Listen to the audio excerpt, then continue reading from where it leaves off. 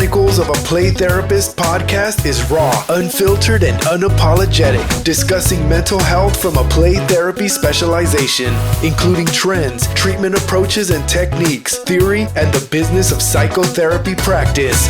Get ready to learn and play with your host, licensed clinical social worker and registered play therapist supervisor, Althea T. Simpson.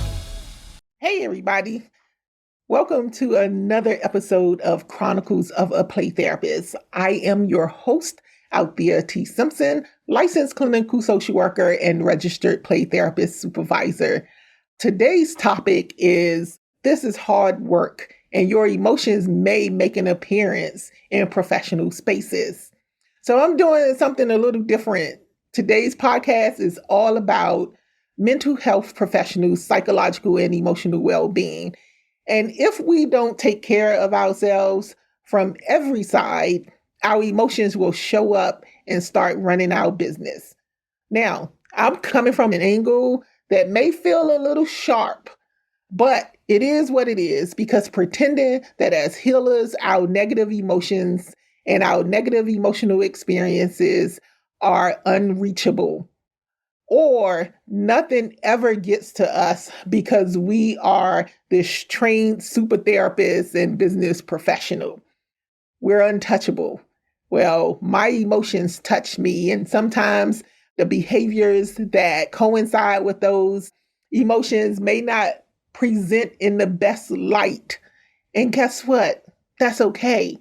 It's okay. We have our moments, but we are not untouchable from emotional experiences. I have released myself from thinking that I have to show up on point every single time I make an appearance, whether it's in person or online, because people think that I'm this superpower, this altogether business person, this business professional. Yeah, I am all of those things, and I am a ball of emotions. All of us have them. We label them as good and bad, or not so great and great. We label them as positive and negative, but these are emotions that we have. And the best thing that we can do is bring balance to our lives and not put so much pressure on ourselves to always show up on point because we're afraid of what someone is going to say or what someone is going to think. Let me tell you, whether you're doing good or not so good, someone's going to have something negative to say. But guess what? There are also going to be people that have positive things to say. So I've released myself, and I hope that you're able to do the same. Again, because people, most of the time, they're always going to say something. And most of the time, we can brush it off.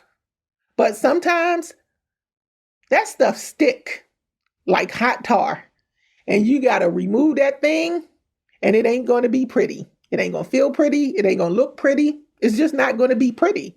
And guess what? It's okay. It really is okay. You can show up and your professional image will still be in good standing for the right people. The psychotherapy private practice entrepreneurial journey is not easy. And at some point, the water may feel like it is rising. What you want may appear clear and attainable, but also take in consideration that storms come during your entrepreneurial journey. Storms will come. This journey is not easy and is not for the faint at heart. You have to put in the work. That's your self-work. That's your professional work. You have to put it in. Your storm may look different from someone else. What do you have on the inside to carry you through?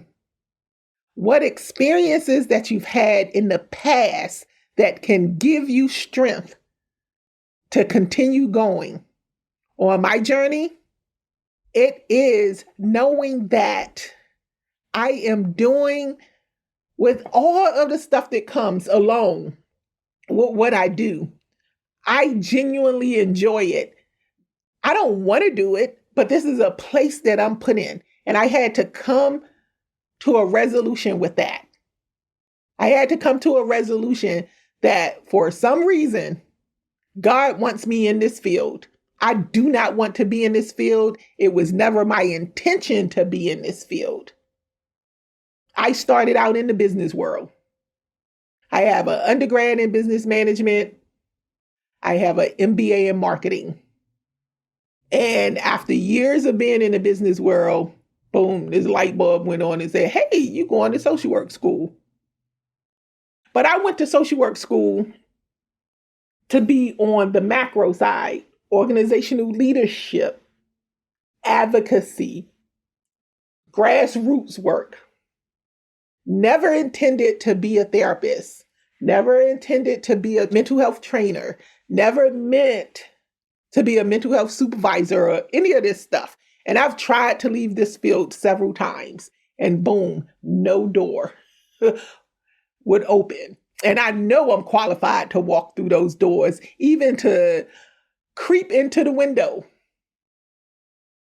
I know that I'm qualified, but this is where God has me. And if I'm being honest, every so many years, I start having this battle with being in this field because it's not really what I want to do. And so my emotions are already topsy-turvy, right? About being in this field because I know that this is not what I want to do, but I'm honoring where God has put me. And that may be difficult for some people to understand. And it may not be for you to understand, but this is where I am. And it's a part of my journey. So one of my all-time favorite movies is Imitation of Life. And I'm talking about the Lana Turner version. Her tenacity and drive to make things happen in an industry that said that she was past her prime. She boldly stated that I will never stop. I am going to keep going up and up and up. And I've been watching this movie for years. And that's what I gravitate to when I do things in my life, in my business. But just know that in going up and up and up, you're going to have some moments that have you twisting and turning along the way. Distractions will come that may derail you, both personal and professional. Trust me, I've been there many times. But here's the thing. I take breaks when I need to break. I rest when I need to rest. I exhale what I need to exhale, and I pick it back up again. And if I have to go in a different direction, I go in a different direction. Being a full-time entrepreneur can be very emotional. Here's the mistake, though. Trying to act like something's not bothering you when in fact it is breaking you down. I've had many challenges as an entrepreneur, but baby, let me tell you something good. It has been the most rewarding accomplishment to date. I would not trade any of my experiences, not the good, not the not so good, not the bad, not the horrible. I didn't like those experiences. I didn't like how they made me feel. But in every step, I have gained valuable insight and learned many lessons. Some situations kept showing up with different people, but it was very similar. And I had to bear the brunt of those repeated painful lessons until I learned what I needed to learn. And if I'm being honest, some of those lessons were unnecessary. Some of those lessons were unnecessary because I was being plain old hard-headed. Because I wanted what I wanted, even if it wasn't time. I wanted what I wanted, and it didn't turn out the way that I wanted it to turn out or I needed it to turn out. And it left me feeling beat down, feeling broken, But guess what? I knew that I still had to keep it moving. I rested when I needed to rest. And there are different levels of rest. There are times where I shut completely down to reset. And there are times where I just took a step back, but I still had things to do because I had obligations to other people. What you saw me posting was very real, but what you didn't see was the real hurt, the pain, the brokenness, the tears that was behind me putting out what you all saw or what you see. And it's going to be like that sometimes. But if I would not have rushed some things, if I would not have been pressed to be visible in some situations, if I would have waited until it was time. So what I'm learning, people have told me this for years, but I didn't listen. But what I'm learning is that just because I get a vision for something doesn't mean that I'm supposed to implement it when I get that vision. And sometimes I get a vision about something or something will pop into my head. That's just the creativity in me. And I will jump right into making it happen. Not thinking about the financial costs or anything. People ask me, what's your budget? I don't have no budget. I just want to make it happen. And that has gotten me jacked up because people heard that I didn't have a budget. They charged me prices.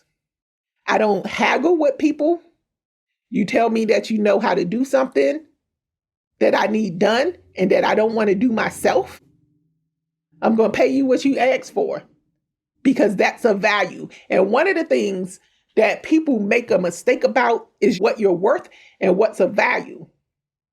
I don't knock anyone's worth, but if it's not valuable to me, I'm not paying you for it, or I'm not going to engage in your services.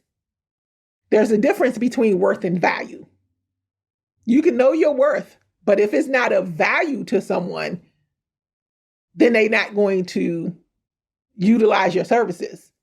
So I don't haggle people. You say that, but if you're janky and you don't do what you say you're going to do, I just don't deal with you anymore. But there was a lesson that I needed to learn because that kept happening to me over and over. And I know it was part of me being hard-headed and just wanting something to happen. So I had to start taking a step back and saying, just because you have this vision or just because this creative idea came, write it down. You don't have to work on it right now. So that was a part of my repeated painful lessons that cost me dearly financially, emotionally. Sometimes it put me on edge, but I was plain old hard-headed, and I can admit that. I can acknowledge that. I eventually had to stop and pay attention because those major financial losses was impacting my emotional and physical well-being. So don't let your emotions run your business. It's something that I've said to many budding entrepreneurs and many people that I've talked to about my business and starting my business, not letting your emotions run your business. And I have to remind myself of that sometimes. Many of us are in the mental health field and we have had adverse childhoods. Mine is no secret. I was psychologically and emotionally abused from about first grade to the middle of my 10th grade year. And I witnessed domestic violence during that period as well. So sometimes that stuff still show up for me. And it shows up in my business. Say what you want to say, but I know that I am a really good entrepreneur. And I could be a great one if I was consistent in running my business as a business and not flip-flopping like it's a hobby. I know that about myself. Sometimes I just don't want to do it. And that comes from not really wanting to be in this field. But this is where I seem to be stuck. And I seem to be very good at it. because I am a dynamic trauma play therapist. I know that. But my trauma shows up and affects my confidence, and it plays with my emotions, which in turn affects my interaction with others, especially when I ignore the signs that I have been activated or triggered. Here's the thing about trauma. It doesn't go away. You don't get rid of it. You can work on your trauma and get to the most peaceful place imaginable with resolving your trauma, coming to a resolution about what happened, and still experience some emotional dysregulation at times. Working on your trauma, being healed from your trauma, is not void of not having emotional reactions, right? And so trauma comes back as a memory, and you may have an emotional reaction to that. You may have some emotional, even sometimes some behavioral dysregulation. This doesn't mean that you aren't healed or that you haven't done your work. It means that events or situations have disturbed your peace, or at least for me, it has disturbed my peace. And I need to kick in gear. So you would need to kick in gear what you need to get that peace back. My circle is really tight and is really small. It has always been that way. One, because of my trauma, not really trusting people and wanting to be connected to people. But when I started doing my work, I started learning how to be vulnerable. But one of my mistakes was in being vulnerable and letting people in, I was just letting people in. So instead of being cautious and not closed off, I wasn't cautious, but I wasn't closed off either. So now I'm cautious, but not closed off. Because I worked too hard to get to the place of emotional freedom where I am. And yes, I have missteps. But to get it back on track, you got to tap into your resources, because if it's left unaddressed, it's going to show up in your business. I have extremely high standards for myself, and I push myself, sometimes beyond my capacity. So a trigger that activates my emotions and show up in my business is when I work hard, I make major investments for myself, whether it's time or financial or some other type of investment, whether I take things and put things aside that I want. But right now, I want to do this in my business, so this is priority. I make concessions. I make major sacrifices to scale my business. And then someone just comes behind me and decide, hey, that seems like that's really cool. It's a hit with people. I see how people reacting and responding to this. So I'm just going to take it and repackage it as my own. That's some janky ass mess. And for the most part, I really don't care. I really don't. I give away stuff.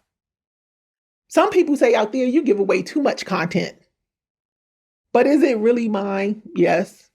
But I got it from somewhere else. I didn't steal it. I did the research. I give credit where credit is due, but I'm also creative enough to create stuff of my own. So sometimes I really don't care. Just give me credit. But when you don't give me credit and then you talk crap about me, this is like my professional image, my integrity. That's very important to me because I work so hard at my craft and what I do. And it's a happen in business. This whole thing about competition, I'm about healthy competition. But I would rather collaborate with you than to compete with you, especially if we're doing similar things. And I'm okay with the healthy competition, some competition is good. I'm a competitive person, but in a healthy way. Unless we playing Uno, then all bets are off. Or spades. Yeah, nah. But I would rather collaborate. So thinking about collaborating instead of trying to compete. But you also have to bring something to those types of relationships. It can't always be one-sided. Those relationships have to be reciprocal. Business relationships need to be reciprocal. And for me, when business relationships are not reciprocal, I have a capacity or I have a limit to what I'm going to pour into you before I just say I'm done. Because when I walk away, I walk away. And then you want to try to tarnish me and my personality, my reputation, because you didn't want to put in the work and the well was cut off. So you couldn't just go get a bucket and come to the well and get water out the well anymore. So emotions are tricky because you may brush some things off and other things may make you pop your top. I've been on both ends of that spectrum. In the beginning, I used to play it cool. I'll vent to a couple people in my circle. But people think that because you're a business owner, and here's the sharp edge to this. People think that because you're a business owner, you aren't supposed to show any negative emotions because it may tarnish your brand and your image. I say to hell with my brand and my image. Because if it's going to upset my peace, if it's going to take me back to how I felt when I was being traumatized, psychologically and emotionally abused, it's not worth it to me. And please use discretion listening to this because these are my thoughts, my opinions, my experiences. But I come from a mindset that if I did it once, I can do it again. So I have my risk-taking behavior. I take a lot of risk in my business. I've lost a lot too. But that could be like some type of addictive personality, taking risk. But people think that because you are in business or you're a business owner, that they can do or say what they want to say to you or do what they want to do to you because you want to protect your business or your professional reputation. I'm not going to let you keep coming for me. And I'm thinking because I'm trying to not go too off the rails with this. So I'm trying to pause before I say, I got to rearrange what I say in my head before it come out. But people think that your reputation, your image, your professional image is so important, and it should be. But for me, it's not important enough for people to keep coming for me, for people to keep mistreating me. I'm not going to allow that. Even stepping out of your presence, taking you out of my circle, it should be done. The business relationship just didn't work out. Why do you have to try to tarnish someone else to make you look better or for you to be the chosen one? That's not cool business. Go your way, do your thing. Let that person go their way, do their thing. But I'm not going to let people keep coming for me. I stay quiet about slick and janky stuff that people do to me. And then when I show up on Facebook, people like, oh man, she not healed. Nah, it's not that I'm not healed. I'm not going to keep letting people come for me.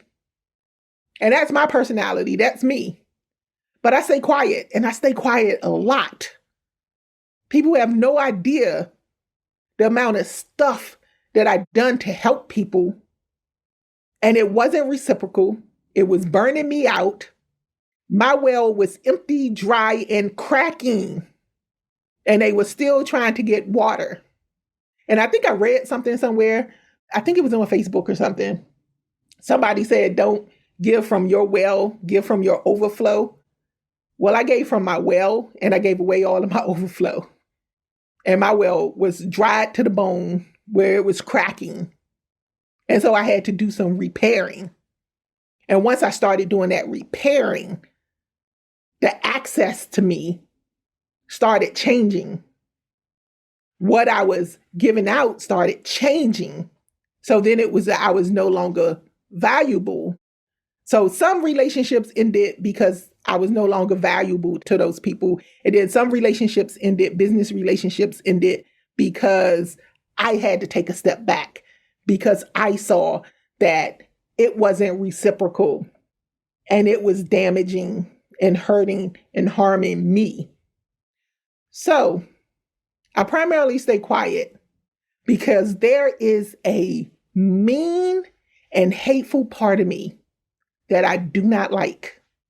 That is learned behavior. That's a part of my trauma that I don't dismiss because it's a part of my experiences. But I work really hard to keep that at bay because I know how treacherous my mouth can be. I learned from the best many years of hearing stuff that just didn't make sense, but it was hurtful and it was painful. My mouth can be treacherous. And so if you get it started, you may be done, but I won't be satisfied until I've made you dig your grave and you're buried. Plus, I watch a lot of crime TV, and I know that my thoughts and my words that I can conjure up in my head, and I may have already planned out in my head your whole verbal and sometimes physical demise. But I ain't trying to get arrested or go to jail because I doubt very seriously that I'm famous enough or have enough clout that once a month they will give me a 26-ounce bone-in ribeye and a pour of bourbon. So I do my best to use my internal and external resources to keep my thoughts and my mouth in check. But sometimes you have to check people and snatch them up verbally, or they will keep coming for you. That doesn't make you an unprofessional business person. These are my thoughts and opinions. So in my thoughts and in my mind, when you have to snatch someone up that keep coming for you, or you have to put someone in check that keep coming for you in your business, I don't see that as unprofessional. I've been professional in doing it, and I've been unprofessional in doing it. I ain't even gonna lie. Sometimes it was a battle. Like, Althea, go ahead and do this in a professional manner. But then that other Althea was like, well, hell, they don't care how they keep coming at you. So why do you care about how you go at them? I'm really not the one. All that I have and all that I have built is not worth my sanity and the emotional freedom that I've worked so hard to get. I could rebuild a business. I could start a new business. But if I lose my mind, I don't know if I'll come back from it. And that's not a risk that I'm willing to take. So I just don't. So there are levels to how I respond. Some stuff is just not worth it. But then you know how when you build stuff up and you keep tossing, let's just say if you have a garbage can and you have in your house and you have garbage and you keep going out to eat and tossing the containers in the garbage. And then the garbage started getting full, but you still don't want to take it out. So you just put a lid on it. But you keep leaving that there. That stench, that odor comes up from under the lid. I'm not doing that anymore. I decided not to do that. But I also had to start bumping up my self-care, switching up who I choose to do business with, how I choose to do business. I'm not perfect, and nor do I want to be, nor do I claim to be, nor do I want to be. When people see my rants on Facebook, that's me being fed up and have reached my capacity to let things go. because I don't want it to fester. But if I wasn't healed, woo child, people think my rants is because I'm not healed. Woo. No. If I wasn't healed, if I haven't been doing my self-work, which is an ongoing journey, my self-work is an ongoing journey because I know that trauma does not leave you, but you can manage how it affects you, how those experiences affect you. You can manage that. Healing is a personal and independent journey. So to prevent burnout, we may start scaling out as mental health professionals. To prevent burnout, we may start scaling our private practice, going into training, coaching, teaching, speaking, whatever it may be. But as healers, we still have to do our inner work. That inner work is so necessary because you don't want to go. Now, I ain't saying be a punk, but I ain't saying be all wild and untamed in addressing people who keep coming for you or stepping on your toes or whatever. You got to judge that for yourself. But whatever platform you choose to grow, just know that everyone is not your audience or your client. Don't allow anyone to tell you that you can't run a successful business if you have to clap back or put someone in their place. I would say choose your battles. More importantly, carefully choose your circles. Your journey, including your emotions, may not always be on an upswing. And for me, sometimes I want to go dig a ditch low.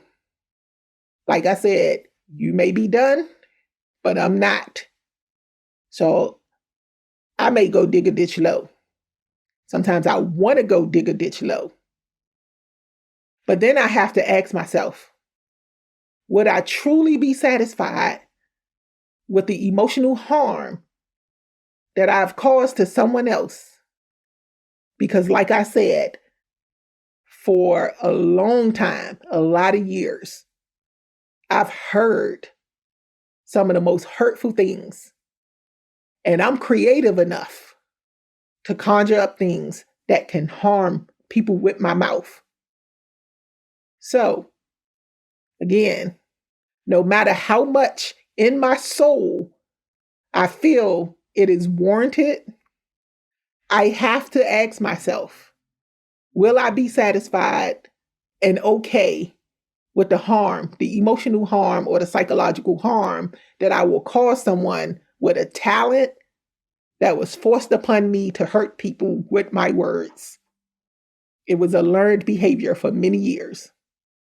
That's why I have to keep watch over my feelings and remind myself that I was harmed by words and that was not okay. I didn't like how it felt. I take myself through an emotional infection checklist. I'm checking my emotions. And I do this in my personal life and I do it in my business life. I have to take myself through an emotional infection checklist. And that stops me from bringing harm to people with my mouth. It makes me look at, what am I missing? What do I need? What do I need to get rid of? How do I need to shift? What do I need to shift in my business so this is not coming up for me? I have to do self-talk to say, Althea, you didn't do anything to this person. Althea, you don't even know these people. So your threat to them has nothing to do with you. That's about them. What's in your control is how you respond, how you react, how you continue to build and grow. So think about a lotus flower, right? And how it retreats into darkness. It's in mud, but somehow manages to show up and show out as something astounding, something beautiful, something gorgeous. It goes through its process, and you and I will go through ours. personally and professionally. Let me say this, if you're doing this thing right, negative emotions and sometimes behaviors and even your trauma will rear its ugly head in your business. I would encourage you to reposition yourself and keep it moving. Thank you for allowing me to be vulnerable today. You have listened to another episode of Chronicles of a Play Therapist podcast. I am your host, Althea T. Simpson, licensed clinical social worker and registered play therapist supervisor. So thank you for playing, and until the next time, play well. Chronicles of a Play Therapist is sponsored by Unicorn Life Play Therapy Academy, where play therapy is magical. Thanks for listening, and don't forget to subscribe in your favorite podcast app and follow us on YouTube. Chronicles of a Play Therapist is intellectual property of Althea T. Simpson. All rights reserved.